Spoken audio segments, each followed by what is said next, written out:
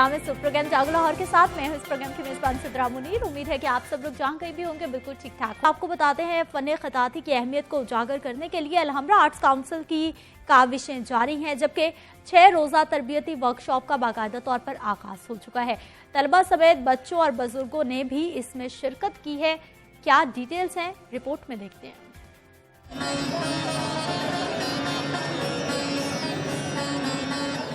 जमालियात के उन्वान से अलहमरा में खताती की नुमाइश। नामवर artist doctor Ejaz Anwar, executive director Alhamra Suman Roy की खसूसी शिरकत। मारूफ खतात इरफान कुरैशी का कौमी जुबान उर्दू का रस्मुल खत के मौजू पर लेक्चर हुआ। खालिद महमूद कुरैशी ने वर्कशॉप के शुरका को नस्तालीक लाहौरी के असूल व मुबादियात से आगाह किया। एग्जीक्यूटिव डायरेक्टर अलहमरा सुमन रॉय का कहना था कि वर्कशॉप का मकसद नई नस्ल को फन खताती की जानिब राग़िब करना है। जितनी भी नौजवान नस्ल है रिगार्डलेस ऑफ मेल और फीमेल, आई थिंक सबको ये आर्ट प्रैक्टिस करना चाहिए।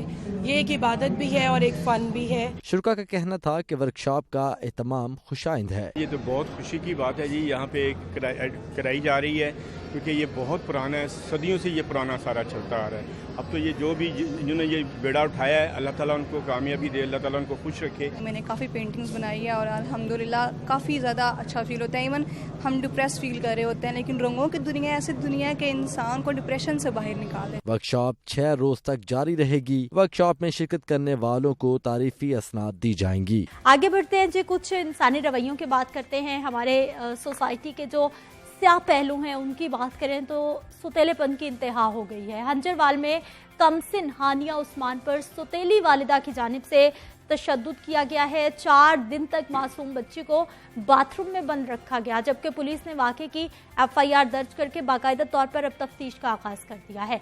क्या ये अफसोसनाक वाक़या पेश आया, किस तरह से आया, सरफराज खान रिपोर्ट में बताएंगे।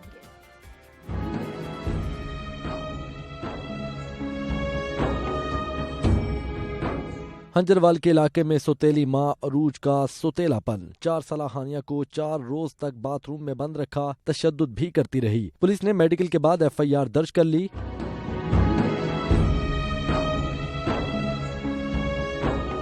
देवर ने भाभी को ज़हनी मरीजा करार दिया, मेडिकल सर्टिफिकेट पुलिस के हवाले किया। SHO हमाद शेख कहते हैं खातून ने बच्ची को तशद्दुद का निशाना बनाया, मामले की तफ्तीश की जा रही है। अरूज नाम की जो वालदा है जो 2 साल से इन्हीं बच्चों की निगहदाश्त भी कर रही है, तो वो कुछ ज़हनी मरीजा भी है और दिमाग की मेडिसिन भी खा रही है। बच्ची के चचा की मदय्यत में पुलिस ने मुकदमा दर्ज कर लिया। कमसिन हानिया के वालिद उस्मान रोजगार के सिलसिले में कुवैत में है। कैमरामैन फैसलुर रहमान के साथ Sarfaraz Khan, Lahore news.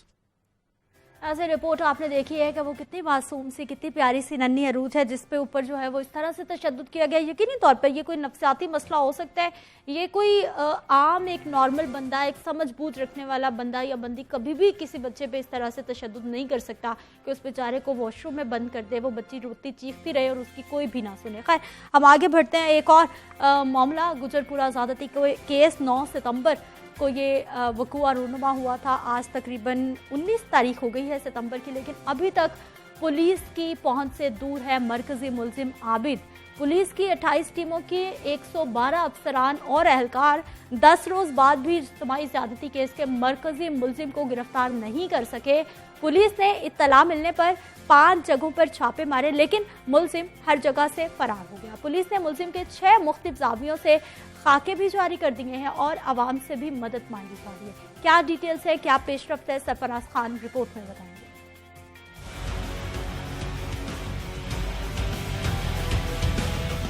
Lahore ring road इज्तिमाई ज्यादती केस का मरकजी मुलजिम गिरफ्तार न किया जा सका। पुलिस ने मुलजिम के मुमकिना रूप बदलने बारे मुख्तलिफ खाके जारी कर दिए। खाकों में मुलजिम आबिद को मुख्तलिफ रूप धारे देखा जा सकता है। एक तस्वीर में आबिद के बाल हटाए गए, जबकि एक में उसको मूंछों में दिखाया गया। एक खाके में क्लीन शेव रखा गया है और एक में फ्रेंच कट दाढ़ी में दिखाया गया। पुलिस के मुताबिक मुलजिम ऐसा कोई भी रूप धार सकता है। इससे कबल पुलिस मुलजिम आबिद की इतला देने के लिए नंबर भी जारी कर चुकी है। पंजाब हुकूमत ने मुलजिम की खबर देने वाले शख्स के लिए 25 लाख रुपए इनाम भी मुकर्रर किया है। दूसरी जानिब मरकजी मुलजिम की इतला मिलने पर पुलिस ने 5 जगह छापे मारे मगर मुलजिम फरार हो गया। गुज़श्ता रात मुलजिम आबिद की इत्तला पर ननकाना में छापे मारे गए, ताहम गिरफ्तारी अमल में न आई। इससे कबल कसूर के इलाके से भी मुलजिम आबिद भाग निकलने में कामयाब हुआ। पुलिस ने शेखपुरा के इलाके कलास्तार शाह और साहिवाल में भी छापे मारे मगर मुलजिम को पकड़ न सके। लाहौर के इलाका करोल घाटी में भी मुलजिम आबिद की गिरफ्तारी की कोशिशें नाकाम हो गई थी। पुलिस जराये ने बताया है कि मुलजिम जामशोरो, बोनेर और हंगू के इलाकों में भी कयाम करता रहा है, जिसको मद्देनजर रखते हुए पुलिस टीमें सिंध और केपी के रवाना कर दी गई हैं। सरफराज खान, लाहौर न्यूज। नाज़रीन, रिपोर्ट आपने देखी है। इसी हवाले से मजीद हमने बात करनी है। नुमाइंदा लाहौर न्यूज सरफराज खान हमारे साथ मौजूद है। सरफराज खान, बताइएगा, ये मरकजी मुलजिम आबिद अभी तक पुलिस की गिरफ्त से बाहर है। क्या आबिद इतना मजबूत है, हमारी जो महकमा पुलिस है वो इतना कमजोर हो गया है कि एक मुलजिम 10 रोज गुजरने के बावजूद अभी तक उनके हाथ से बाहर है? महकमा पुलिस के साथ साथ सिक्योरिटी की भी बात करूँ, इंतहाई ताज्जुब की बात है कि इतनी टेक्नोलॉजी और वसाइल इनकी जानिब से कहा जाता है कि हम गुलकार ला रहे हैं। 28 जो टीमें हैं वो मुख्तलिफ जगह पर रेड कर रही हैं और इससे जो है वो अफसोस की बात क्या होगी कि जब राय जंग में ऑपरेशन किया गया और जब पता भी चल गया कि वो इस मकान में है और वो पीछे से भाग निकला, तो बात ये है कि अभी तक आबिद अली पुलिस की गिरफ्त से बाहर है और एक आबिद अली और पूरी पंजाब पुलिस उसको ढूंढने में नाकाम है अभी तक। और कल जो हमारे जराये से हमें पता चल रहा है कि कल जो है वो सिंध और केपी के जानब भी वो टीमें भेजी गई हैं। आईटी पंजाब की जानिब से आईटी केपी से बात की गई, आईटी सिंध से बात की गई और जो बलूचिस्तान का एक एरिया है वहाँ पर भी टीमें भेजी हैं। अब हमें ये पता चल पाया है कि रात को भी ऑपरेशन चलता रहा है, ये दोनों टीमों का ऑपरेशन चलता रहा है और ये कुल मिलाकर 28 टीमें हैं जो आबिद अली को गिरफ्तार कर रही हैं। सबसे पहला जो छापा है वो करोल घाटी जंगल के पास मारा, जहाँ से आबिद अली फरार हुआ। दूसरा छापा जो है वो जिला कसूर की तरफ मारा। ठीक है सरफराज, हमें ये बताइए कि एक और जो मरकजी मुलजिम है, ये दोनों मुलजिमान थे शफकत, वो पुलिस की गिरफ्त में है। आबिद की बीवी और आबिद के दीगर रिश्तेदार भी पुलिस की गिरफ्त में हैं। उनकी जानिब से क्या इंकशाफात किए जा रहे हैं?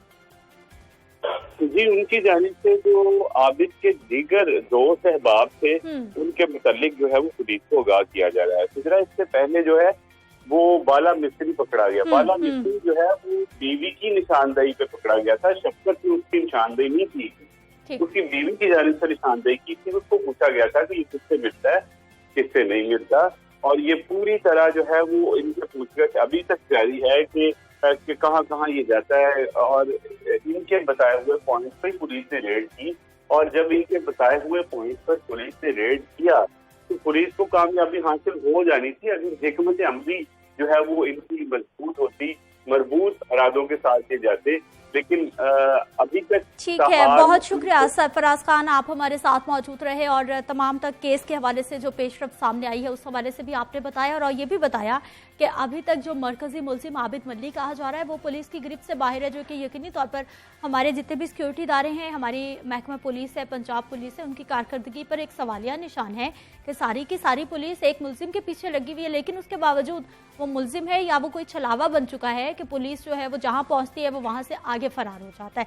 नाज़रीन, वापस आते हैं एक ब्रेक के बाद।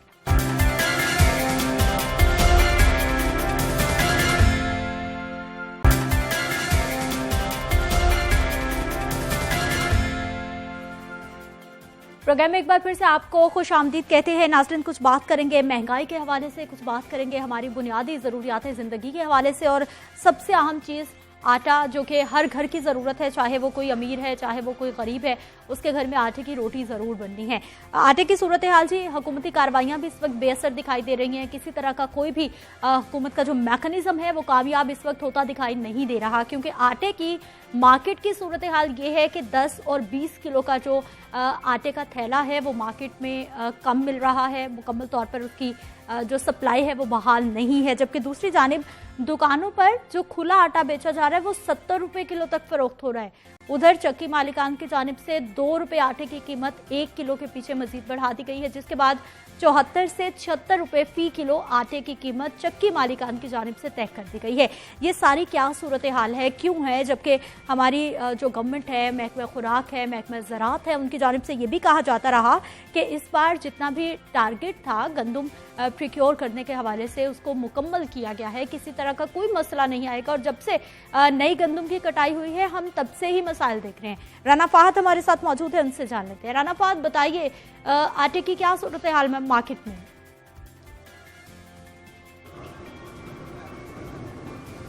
जी बिल्कुल सिद्रा, महंगाई ने अवाम को परेशान तो किया ही है, मगर अब सूरत हाल ये है कि लोग हाथों में पैसे लेके जो है वो आटा ढूंढते फिर रहे हैं, मगर आटा है कि उन्हें जो है वो दस्तयाब नहीं है। मार्केट में इस वक्त 10 और 20 किलो आटे का थैला जो है वो नायाब हो चुका है और लोग जो है वो आटे का थैला ढूंढ रहे हैं, मगर आटे का थैला बड़ी दुकानों पर भी जो है वो मौजूद नहीं। जहां पर मौजूद है उन्होंने जो है वो स्टॉक कर रखा है और महंगे दामों फरोख्त किया जा रहा है। 430 रुपए का जो है वो छोटा थैला जो रेट मुकर्रर किया गया है उसके मुताबिक 860 रुपए जो है वो 20 किलो का थैला उसका रेट मुकर्रर किया गया है। मगर सूरत हाल ये है कि इस वक्त मार्केट में दोनों थैले जो है ना 10 किलो का मौजूद है और ना ही 20 किलो का थैला मौजूद है। जो दुकान मालकान हैं वो 80 किलो की बोरी से जो है वो 70 रुपए फी किलो के हिसाब से आटा जो है वो फरोख्त कर रहे हैं, जो कि सार्फिन को बहुत महंगा पड़ता है। और अगर बात की जाए चक्की आटे की, तो चक्की आटा जो है वो इस वक्त 76 रुपए फी किलो मार्केट में फरोख्त किया जा रहा है, जो है वो 74 रुपए 72 रुपए तक फरोख्त किया जाता रहा पिछले दिनों में, मगर अब जो है वो अचानक 76 रुपए फी किलो नई कीमत जो है वो उसकी मुकर्रर कर दी गई है। और शहरी जो है वो इस वक्त परेशान है।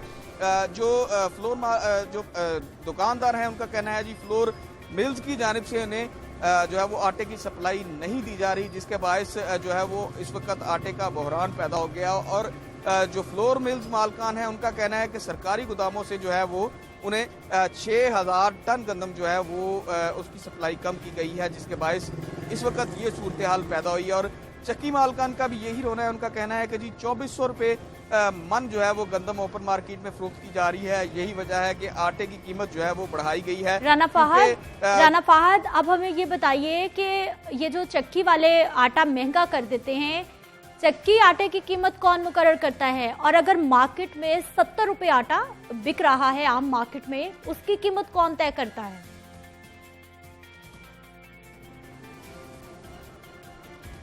देखिए जी, ज़िले इंतज़ामिया और मुतलका अदारे जिनमें महकमा खुराक और दीगर जो है वो अदारे हैं वो ये रेट मुकर्रर करते हैं। और ये रेट जब मुकर्रर किया जाता है, सरकारी रेट पर तो कोई चीज़ जो है वो दस्तयाब नहीं है मार्केट में। अगर आप यही चेक कर लें कि चक्की आटे का रेट जो है वो 74 रुपये था और अचानक जो है वो 76 रुपये 2 रुपये फी किलो बढ़ा दिया गया। और इस वक्त आवाम जो है वो परेशान हैं क्योंकि महंगाई जो है वो बढ़ती जा रही है और आटा दस्तयाब नहीं है। ये बुनियादी ज़रूरत है हर घर की। आटा तो हर किसी ने, रोटी तो सब अमीर ने भी खानी है और गरीब ने भी खानी है, मगर जब आपको आटा ही दस्तयाब नहीं होगा तो फिर क्या सूरत हाल होगी। इस वक्त चूँकि जो है वो फ्लोर मिल से सप्लाई बहुत कम होती जा रही है और जिन जो है वो दुकानदारों ने या बड़े स्टोरों ने जो है वो आटा फ्लोर मिल से कुछ रोज पहले ही इकट्ठा ले लिया तो उन्होंने जो है वो स्टॉक कर लिया और महंगे दामों। राना फाहद, आप हमारे साथ मौजूद रहे और तमाम तर सूरत हाल आप हमें बता रहे थे। जी, आटे पे भी गवर्नमेंट का कोई कंट्रोल नहीं है, किसी की कोई नहीं चल रही। अगर हम वैसे दीगर अशिया ज़रूरिया की बात करें तो वहाँ भी सरकार के नियमनामों को ना तो कोई पूछता है और ना ही उस पर कोई इम्प्लीमेंटेशन करता है और ना ही सरकार मौजूद है। गुड गवर्नेंस के जो दावे किए जाते थे वो सामने आ रहे हैं कि तमाम चीज़ें अंडर कंट्रोल हैं या फिर हुकूमत की मर्जी से चल रही हैं। खैर, इस पर हम बात करते ही रहेंगे, आगे बढ़ते हैं, कुछ बात करते हैं जी उन लोगों के हवाले से जो कि मनशियात के आदी हो चुके हैं। रोज़ाना की बुनियाद में कई अफराद हैं जो मौत के मुंह में चले जाते हैं। हमारी नौजवान नस्ल तबाह होती जा रही है इस मनशियात के इस्तेमाल के हवाले से, लेकिन इस पर किया क्या जा रहा है, क्या होना चाहिए, इन तमाम मामलात पे हमने बात करनी है।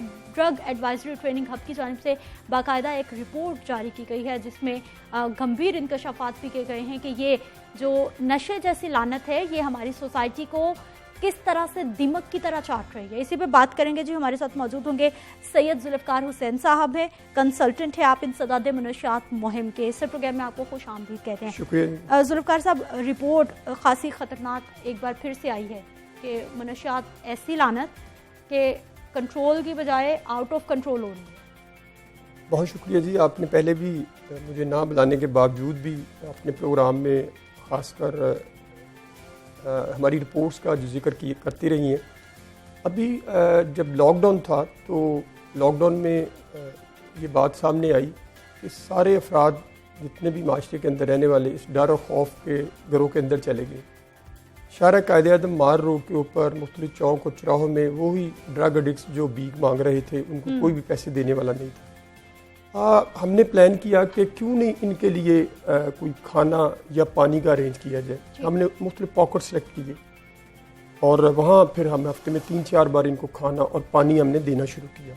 उसके बाद फिर आप देखें कि एक और जो चीज़ सामने आई कि ये लोग जो इनकी अमवात बड़ी तेज़ी के साथ बढ़ रही हैं, इसकी क्या वजूहात हैं। मार्च के जो 10 दिन थे उसमें और फिर अप्रैल में 67 पीपल जो दुनिया में नहीं, उसके बाद फिर आ जाता है मई 48 पीपल, अप्रैल के बाद मई, जून में 40 पीपल, उसके बाद जुलाई में फिर 42 और अब ये अगस्त में तकरीबन 27। ये आप अमवात की शरह बता रहे हैं? ये मैं अमवात की शरह बता रहा हूँ और ये जो डाटा है ये क्वालिटेटिव और क्वांटिटेटिव डाटा जो डेड हाउस से, पुलिस की FIR से और ईदी फाउंडेशन जो इसको दफनाती है और फिर हमारी जो अपनी टीम है मुख्तलिफ जगहों पे हम जाते हैं तो हमें पता चलता है। ये तो वो लोग हैं जो रिपोर्टेड हैं और इनमें मोस्टली ज़्यादा। सब हमें ये बताइए कि ठीक है, आपने किसी भी इंसान को भूख से नहीं मरना चाहिए, उनको पानी खाना मिलना चाहिए, लेकिन इस मसले का हल ये है कि जो जहाँ पर जो कर रहा है उसको चीज़ें फराहम की जाएं या फिर उनके लिए कोई सेंटर्स, कोई क्या होना चाहिए? देखें, बदकिस्मती से मुझे ये बात कहते हुए खुद मैं अपने आप पे पता नहीं गिल्टी महसूस करता हूँ कि मैं इतने सालों से इस फील्ड में काम कर रहा हूँ लोगों की भलाई के लिए, पता नहीं इनकी बेहतरी के लिए। देखें, स्टेट की जिम्मेदारी है। स्टेट जो है एक माँ का किरदार अदा करती है। जब स्टेट ने माँ का किरदार अदा नहीं करना, हम तो कहते रहते हैं उनको नेगेटिविटी से नहीं पॉजिटिविटी से। मैं आपको एक मिसाल देता हूँ। अभी 2 वीक पहले वज़ीर आला पंजाब ने एक मीटिंग की जिसमें यह तय हुआ, हमारे वज़ीर आज़म साहब जो ये बैगर हाउस और जो इन्होंने बनाए हैं मुख्तलिफ जगहों पे पनाहगाहें, बड़ा अच्छा इक़दाम है उनकी, मैं नीयत पे कोई शक नहीं। लेकिन जब वज़ीर आला साहब की मीटिंग होती है सदारत में, कहा जाता है जी लाहौर से हमने बकारियों को उठाना है और ड्रग एडिक्ट्स को। अब जो भीख मांगने वाले उनको ठीक है आपने बैगर हाउस में, तो ड्रग एडिक्ट्स को कहाँ लेके जाएंगे, कहाँ लेके जाएंगे? उनको बदकिस्मती से आप गाड़ी में बिठाते हैं और जनाब किसी ऐसी जगह पे इस घर में मुंतकिल कर देते हैं या उनके खिलाफ FIR करते हैं। इंसानी हकूक जो इंटरनेशनल जो चार्टर है उसकी बिल्कुल खिलाफ वर्जी है। मैं आपके प्रोग्राम की वसात से आप इस मसले को बहुत उठाते हैं, मैं लाहौर न्यूज़ का बहुत शुक्रगुजार हूँ, लेकिन जब आप जो प्रोफेशनल लोग हैं जब उनको नहीं बुलाएंगे किसी भी मीटिंग्स में, किसी भी चीज़ों में लेके नहीं आएंगे, अब होता क्या है, आप उसी अंडरपास की बात करते। आपने कहा जी नहर को साफ कर दे, मैं कई सालों से कह रहा हूं कि लाहौर में नहर से साफ हो जाएंगे, फिर उस पर रोड पे कहाँ साफ हुए, ठोकर न्याज बेग से लेके हरबंसपुरे तक देखे अंडरपासेस में बिल्कुल होते हैं। अंडरपासेस में, लेकिन उसका ये सोल्यूशन नहीं है। होता क्या है, बदकिस्मती क्या है, हमारे पास इसकी प्रायोरिटी कोई नहीं है। मैं आज भी आपके प्रोग्राम की अगर कोई ये मेरी बात सुन रहा है, मैं कहना चाहता हूँ वज़ीर आला साहब आपकी नीयत पे कोई शक नहीं, आप अच्छा काम करना चाहते हैं और कम से कम प्रोफेशनल लोगों को बुलाएं, नॉन प्रोफेशनल लोगों को बुलाते हैं। सोशल वेलफेयर डिपार्टमेंट जो है उसको क्या विजन है ड्रग्स की पॉलिसी का, क्या विजन है, वो बंदे उठाते हैं ले जाते हैं। हमारे गवर्नमेंट के कितने सेंटर्स हैं? हमारे गवर्नमेंट के मैं रिहेबिलिटेशन सेंटर्स, मैं उनकी बात कर रहा हूँ। हाँ। न्यू हॉस्पिटल में 15 बेड है, बंद पड़ा है कोरोना की वजह से। अच्छा। मेंटल हॉस्पिटल में 30 बेड खुल गया सारा कुछ, अभी नहीं, अभी बंद है। 30 बेड पहले थे उनके और 100 बेड वही बिल्डिंग जो नई बनाई हमने 7 साल की मेहनत की, स्ट्रगल की, वो 130 और 15 बाकी गंगाराम हॉस्पिटल, सर्विसेज हॉस्पिटल, जिना हॉस्पिटल में 5 बेड है। आप ये अंदाजा कर ले लाहौर की 1 करोड़ 10 लाख 20 लाख की आबादी में जब आपको 100-200 के करीब भी सरकारी बेड नहीं है और उसके बाद फिर प्राइवेट सेक्टर 130 बनती है कुल तादाद जो नहीं, 130 और 15 के बाद 15 और ऐड कर ले, ये तकरीबन 170-80 के करीब है। ये गवर्नमेंट के ये वो तादाद शुमार है जो एविडेंस बेस्ड है। और मनशियात के आदि अफराद की तादाद कितनी है हमारे लाहौर में? रफली जो है, मैं सड़कों बागों पार्कों में जो 120 मकामात है यहाँ 10,000 से प्लस है। और उसके बाद जो लाहौर में जुल्फकार साहब, इस पे हम मजीद भी बात करते हैं कि गवर्नमेंट क्या कर रही है, क्या करने की जरूरत है। अभी तो खैर कुछ भी होता दिखाई नहीं दे रहा। बात कर लेते हैं जी, ताहिरा रुबाब साहब हमारे साथ मौजूद है, माहिर नफ्सियात है, उनसे मजीद हमने बात करनी है। ताहिरा, बहुत शुक्रिया प्रोग्राम में शामिल होने के लिए। ताहिरा, हमें ये बताइए कि ये लोग नशे की तरफ क्यों चले जाते हैं? ये कौन सी इंसानी मेंटल स्टेट पे वो पहुंच जाते हैं कि फिर उनको लगता है कि हम नशा करेंगे तो ही हम आगे सर्वाइव कर पाएंगे? बेसिकली बहुत सारे टाइम पे जो है ना नशे की तरफ जाने की बहुत सारी वजूहत हो सकती हैं। जैसे जुल्फकार साहब ने भी बताया होगा कि पीयर प्रेशर एक बहुत कॉमन चीज़ है। हमारे यहाँ पे लोग जो है अपने दोस्तों यारों में बैठे हुए, अपनी गैदरिंग में बैठे हुए, शौक में और जस्ट टू चेक एक चीज़ को शुरू करते हैं, मगर वो इस चीज़ से जो है वो आगाह नहीं होते कि ये जो बेमज़ा में एक चीज़ शुरू हो रही है कि आने वाले दिनों में उनके लिए इतनी खतरनाक हो सकती है कि उनके उसको एडिक्ट बना दे। तो ये शुरू अक्सर पीयर प्रेशर की वजह से होता है। समटाइम्स कुछ लोग जो होते हैं इसको अपने उसकी वजह से, स्ट्रेस की वजह से शुरू कर रहे होते हैं, और समटाइम्स जो है लोग अपनी कुछ ऐसी जहनी बीमारियां भी होती हैं जिसमें लाइक जैसे लोगों को नींद नहीं आती, वो बहुत ज़्यादा लो फील कर रहे होते हैं, तो उस सूरत में भी लोग जो है ड्रग्स की तरफ जाना शुरू कर देते हैं, क्योंकि ड्रग्स आपको मोमेंटरीली हाई तो करती हैं, आपको कॉन्फिडेंस भी बिल्ड करती हैं और उसके साथ आपकी नींद भी बेहतर करती हैं। सो प्राइमरीली कुछ इस तरह की चीज़ों की वजह से लोग ड्रग्स की तरफ चले जाते हैं। या फिर एक और चीज़ हमें जो नज़र आती है वो ये है कि जिन लोगों की फैमिली हिस्ट्री होती है कि उनके फादर जो है वो एडिक्ट रहे होते हैं, उन बच्चों में टेंडेंसीज होती है कि वो भी एडिक्ट हो सकते हैं। सो इसकी मेनली जो वजूहत हैं वो ये कि पीयर प्रेशर है, समटाइम्स मेंटल हेल्थ डिस्टर्बेंस की वजह से, और समटाइम्स जेनेटिक्स की वजह से लोग जो है ड्रग एडिक्शन में जा सकते हैं। ठीक, जुल्फकार साहब, ये फैशन बन गया है लोगों का कि अगर दोस्त स्मोकिंग कर रहे हैं, हम नहीं करेंगे तो हमारी इंसल्ट हो जाएगी। ये इस तरह का लड़कों में खासा रुझान पाया जा रहा है, और ये नशे के साथ भी यही मामला है। हमारे तालीमी इदारों में मिलता है, हमारे बहुत सारे जो है सरेआम मिलता है, यानी आपने कहीं से भी कोई भी इस तरह की चीज़, ममनुआ चीज़ हासिल करनी है, आपको बिल्कुल तरद्दुद की ज़रूरत नहीं है। दुनिया की हर चीज़ पाकिस्तान में बंद हो जाएगी, लेकिन एक ड्रग की सप्लाई कभी नहीं बंद होगी। आप आटे की शॉर्टेज की बात कर रहे हैं, चीनी की शॉर्टेज की बात कर रहे हैं, पेट्रोल की, बाकायदा जी इसकी काश्त की, मैं आपको वो बाहर तो हम क्या भेजेंगे, कमाएंगे तो अगले वीक मैंने फौज चौधरी साहब से रिक्वेस्ट की है कि वो बताएं हमें आके कि जो आपने बंग को लीगलाइज किया है उसके क्या मुहरकात होंगे, पाकिस्तान पे क्या इम्पैक्ट पड़ेगा, हमारी पॉलिसी में क्या इम्पैक्ट पड़ेगा इंटरनेशनल लेवल पे। मैं एक बात आपको बताना चाहता हूँ कि हमने डेथ सेंटेंस का अभी जो पाकिस्तान में कानून नाफिज किया हुआ है, उस कानून के तहत देखिए पाकिस्तान में बहुत से इदारे जो इंटरनेशनल पाकिस्तान को इन्फॉर्मेशन शेयर नहीं करते। वो कहते हैं जनाब अपने मुल्क में लोगों को आप फांसियाँ देते हैं इस वजह से। तो जब आपने इस भंग को लीगलाइज करना है तो उसके लिए जारी बात उन्होंने कोई ना कोई पॉलिसी तो मुरतब की होगी, इंशाल्लाह वो देखे वो क्या कहते हैं। जुल्फकार साहब, अब मुझे गवर्नमेंट के बिहाफ पे ये बताइए कि गवर्नमेंट का अभी कौन सा ऐसा इदारा है जो कि स्पेशली इस चीज़ को कंट्रोल करने के लिए, इस लानत को कंट्रोल करने के लिए या फिर माशरे में बेहतरी लाने के लिए स्पेसिफिक एक इदारा, एक अथॉरिटी, कोई कंपनी, कौन सा इदारा?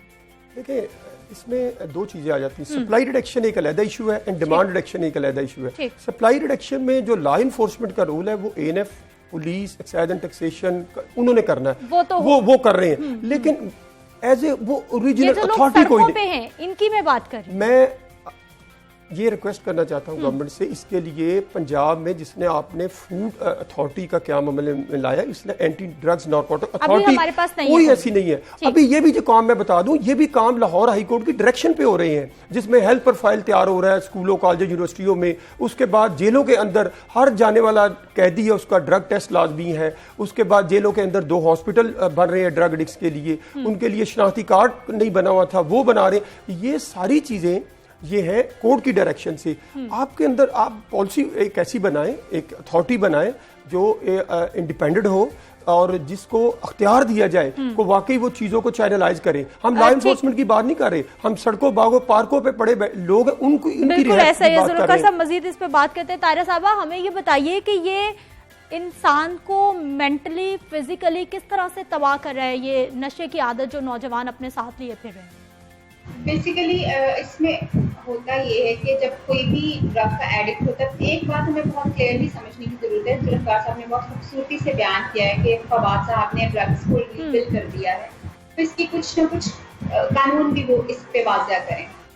द थिंग इज दिस, देखें दुनिया में कोई चीज़ जो होती है ना वो नुकसानदेह नहीं होती। इंसान उसका यूज और मिस यूज करके उसको अपने लिए फायदेमंद बनाता है या नुकसानदेह बनाता है। ड्रग्स भी, जितने ड्रग्स हैं वो सारे हमारे मेडिसिन के तौर पे यूज, बिल्कुल ऐसा ही है, मगर जब आप उसको इस तरह से यूज करना शुरू कर देते हैं कि वो आपके जिस्म का हिस्सा बनना शुरू हो जाता है, उसकी वजह से जो है वो आपको ना नींद, अगर आप नहीं ड्रग लेते हो तो आपको नींद नहीं आती, आपको मूड चिड़चिड़ा रहता है, आपको पेट खराब होना शुरू हो जाता है। बहुत सारे लोगों की ड्रग ना लेने की वजह से डेथ्स भी वाकया होना शुरू हो जाती है, क्योंकि इतनी ज़्यादा डिपेंडेंसी हो चुकी होती है ड्रग की। सो ड्रग जो है इटसेल्फ बुरा नहीं है, क्योंकि बहुत सारे जो भी ड्रग्स यूज होते हैं वो सारे मेडिसिन के तौर पे भी यूज होते हैं। ड्रग का इस्तेमाल जो है उसको बुरा और अच्छा बनाता है। जब आप खुद ही एक चीज को जो कि फायदा देने वाली है उसको इतना ज्यादा यूज करेंगे, उसको मिस यूज करना शुरू कर देंगे, तो ऑफ कोर्स आपकी बॉडी में कुछ सर्टेन चेंजेस लेके आएगा, जिसकी वजह से आप उस नशे के आदी हो जाएंगे। इवन आप सिंपल पैनाडोल भी रोजाना लेते रहेंगे तो सिंपल पैनाडोल की भी एडिक्शन आपको हो सकती है, क्योंकि पैनाडोल का काम आपकी पेन को कम करना है, आपको थोड़ा सा रिलैक्स करना है। जब आप नहीं लेंगे पैनाडोल तो आपको आपकी बॉडी में पेन भी फील होना शुरू हो जाएगा और आपकी बॉडी की रिलैक्स भी नहीं फील होगी। तो every drug can create a dependency. Her drug अपनी डिपेंडेंसी क्रिएट कर सकती है, मगर अगर आप उसको ये देखना चाहिए कि वो एक्चुअली हमारे साथ करता क्या है, तो हर ड्रग का अपना एक फंक्शन होता है। कुछ ड्रग्स ऐसे होते हैं जो इंसान को स्लो करते हैं, रिलैक्स करते हैं और किसी और दुनिया में ले जाते हैं। कुछ ड्रग्स ऐसे होते हैं जो इंसान को हाई करते हैं, उसका कॉन्फिडेंस बहाल करते हैं और उसको सब अच्छा लगना शुरू हो जाता है। सो हर ड्रग का अपना एक इफेक्ट होता है। जैसे ही कोई ड्रग बॉडी के अंदर जाती है, जैसे बहुत सारे मौत से लोग जो है। ताहिरा, बिल्कुल आपने दो मुख्तलिफ पहलू बताए हैं। जो डॉक्टरी नुस्खा है उस पर तो हम बिल्कुल भी वो नहीं कर रहे, वो तो आपको किसी मजबूरी में, किसी बीमारी पे, किसी जरूरत पे दिया जाएगा, लेकिन हम तो मैं ताहिरा की बात को आगे सेकंड करता हूँ। एडिक्शन में ये है, एडिक्शन कहती है, addiction is not a disease, addiction is a habit. ये एक आदत है, जो आदत बीमारी से मुब्तला हो जाती है। अब जो ड्रग एडिक्ट है वो जिस दिन पहली डोज लेता है ड्रग्स की, उसको जो प्लेयर मिलता है, उसको जो उसकी खुशी मिलती है, वो मरते दम तक वो खुशी लेने के लिए उसकी डोज को बढ़ाता जाता है। आपके बॉडी के लेवल को पूरा करने के लिए वो क्रोनिक एडिक्ट बन जाता है। वो लेवल जो फर्स्ट डे आपने स्टार्ट किया प्लेयर था, वो आपको नहीं मिला और उसकी बढ़ता जा रहा है। इसकी वजह से वो आप क्रोनिक एडिक्ट बन जाते हैं। जुल्फकार साहब, मुझे ये बताइए कि इनके खिलाफ कोई ऑपरेशंस भी होते हैं, इनको रोड से उठाया जाता है, फिर इनके साथ क्या किया जाता है, कहाँ ले जाया जाता है? मैंने तो अपनी जिंदगी में ये देखा है, मैं ऑनेस्टली, बाद बड़े ऑपरेशन हुए, यहाँ से पकड़ते थे, शदारा के बाहर उतार देते थे, उसके बाद फिर वापस आ जाते थे। अब जो देखें, हमने जो बात स्टार्ट पे की थी ना, ये मरीज हैं, ये एडिक्ट जो है ये मरीज हैं, ये इनकी रिहैब के लिए कोई प्रोग्राम किया जाए, इनको किसी जगह। अब मैं एक बात आपके प्रोग्राम की वजह से, अगर आप 40, 50, 100 बंदों को उठा के लेके जाते हैं बैगर हाउस में, अगर वहां 10, 20, 50 बगैर नशे के जो क्रोनिक एडिक्ट है वो नशे के बगैर नहीं, वो मर जाते हैं, तो फिर क्या बनेगा, फिर क्या होगा उसका रिजल्ट? इसके लिए वो जिस तरह आपने बात की, एक अथॉरिटी की जरूरत है, एक पॉलिसी की जरूरत है।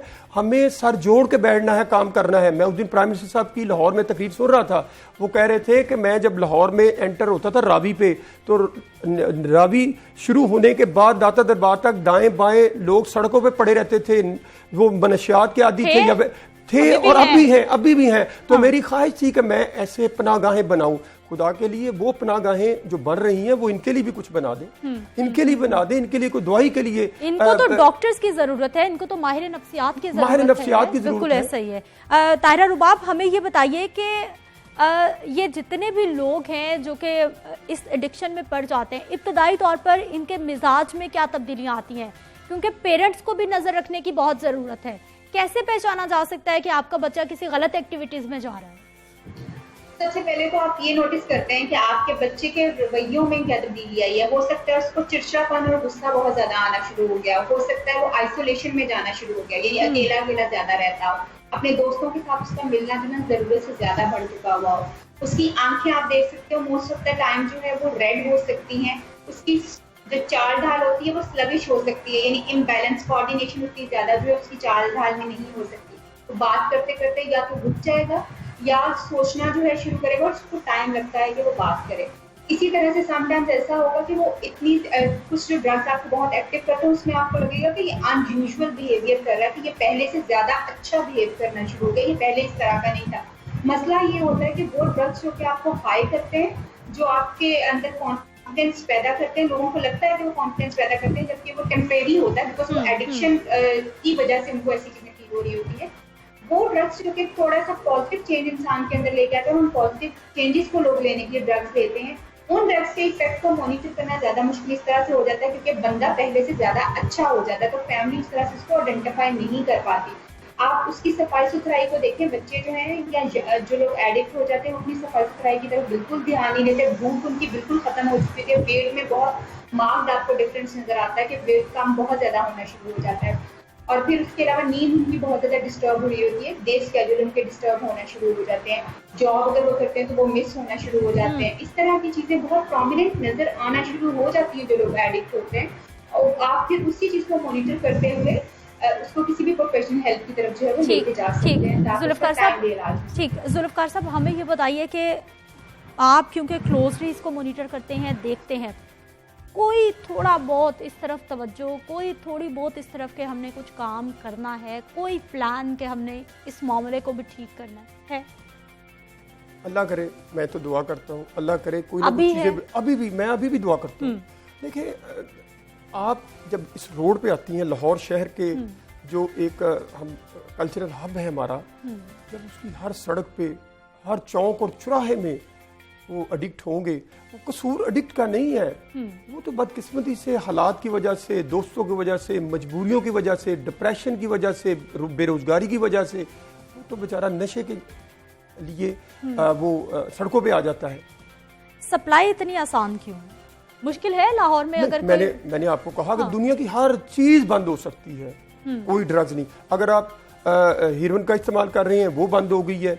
आप फार्मास्यूटिकल ड्रग चले जाएं किसी भी फार्मेसी पे या स्टोर पे, आपको आसानी के साथ इंजेक्शन, एक सड़क और चौक और चौराहे पर बैठा 6 इंजेक्शन रोज लगाता है, मुख्तलिफ 3-4 इंजेक्शन के मैं नाम नहीं लेना चाहता, हर 2 घंटे के बाद अपने बॉडी के लेवल को पूरा करने के लिए।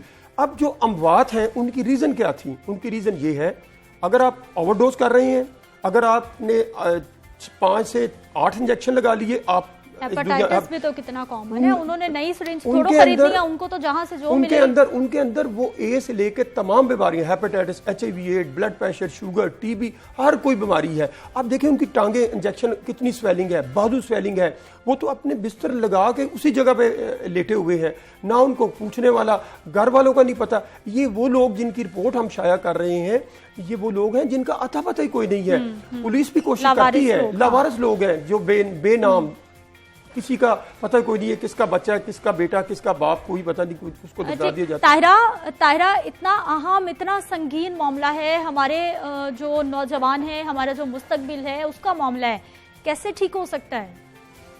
बेसिकली अभी जुल्फकार साहब बहुत खूबसूरत बात कर रहे थे कि इनकी हेल्थ तो बहुत ज्यादा सफर करती है, मगर एक बात याद रखिए, एडिक्ट जो होता है वो सिर्फ एडिक्ट नहीं होता, वो उसके साथ और बहुत सारे प्रॉब्लम्स जो है वो एसोसिएटेड होते हैं। यानी क्राइम रेट ऊपर जाता है एडिक्ट्स की वजह से, क्योंकि वो चोरी चुकारी उनको अपने ड्रग्स को पूरा करने के लिए करना पड़ती है। सेक्सुअल अब्यूज बहुत, या तो ड्रग्स का ड्रग यूजर्स का सेक्सुअल अब्यूज हो रहा होता है या वो कर रहे होते हैं।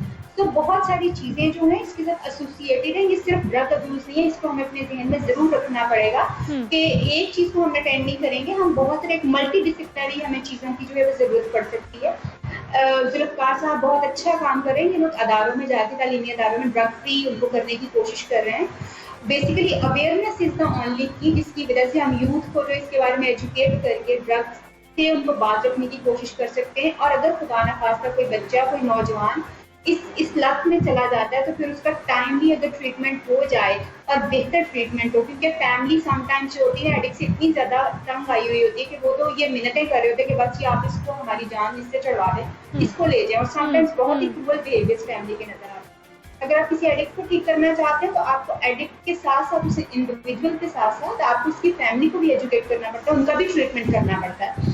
फिर जाकर आप ये उम्मीद कर सकते हैं कि कोई एक ड्रग एडिक्ट जो है उसकी रिहेबिलिटेशन जो है वो मुकम्मल हो चुकी है। बट अनफॉर्चुनेटली हमारे यहाँ पे अभी तक जो है इस तरह का सिस्टम रीइंफोर्स नहीं हो सका जिसमें फैमिली को भी इंडक्ट किया जाए, ट्रीटमेंट का हिस्सा बनाया जाए।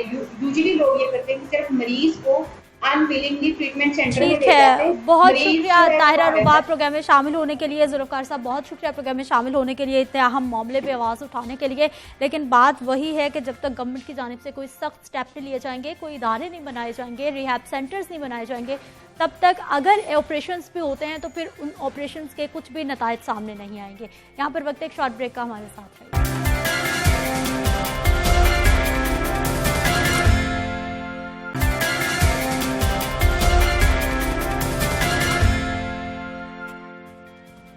प्रोग्राम में एक बार फिर से आपको खुश आमदीद कहते हैं। नाज़रीन, आज हमने बात करनी है स्पेशली आंखों के हवाले से, आंखों की हिफाजत के हवाले से, और ख़ास तौर पर एक बहुत ही अहम मामला वो ये है कि जो हमारे शुगर के मरीज़ हैं, जो हमारे डायबिटिक स्पेशली पेशेंट हैं, उनकी जो आईसाइट है वो बहुत बुरी तरह से मुतासिर हो रही होती है, उनकी आंखें बुरी तरह से मुतासिर हो रही होती हैं, लेकिन ना तो उनको कोई अवेयर करता है, ना उनको कोई बताता है कि ये जो डायबिटीज़ है ये आपकी आंखों की सेहत के लिए भी कितनी ख़तरनाक है, और फिर आहिस्ता आहिस्ता करके बिनाई मुकम्मल तौर पर भी जा सकती है। ये मामला इतना ख़तरनाक हो सकता है कि डायबिटिक पेशेंट्स को पता तक नहीं लगता। इसी मामले पे बात करेंगे। आज हमारे साथ मौजूद हैं जी प्रोफेसर हुसैन अहमद खाकान साहब हैं, आप आई स्पेशलिस्ट हैं, इस प्रोग्राम में आपको खुश आमदीद कहते हैं। प्रोफेसर साहब, ये जो डायबिटिक का आंखों पे असर है, ये सबसे पहले तो मुझे बताइए कि कितने लोगों को पता होगा? इसमें इशू ये है कि पहली बात तो ये कि शुगर जिनको है उनमें से कितने लोगों को पता है कि मुझे शुगर है, डायबिटीज़ है। अगर उसे डायबिटीज़ का पता है तो आया जिस दिन वो अपना इलाज करवाने या मुआयना करवाने गया पहली दफ़ा अपने फिजिशियन के पास, या एंडोक्रिनोलॉजिस्ट जो उसे शुगर का माहिर डॉक्टर कहते हैं, उनके पास गया, आया उन डॉक्टर साहब ने उन्हें ये बताया कि आपकी जो शुगर है ये आपकी आँखों को, गुर्दों को और दिल को भी मुतासिर करेगी।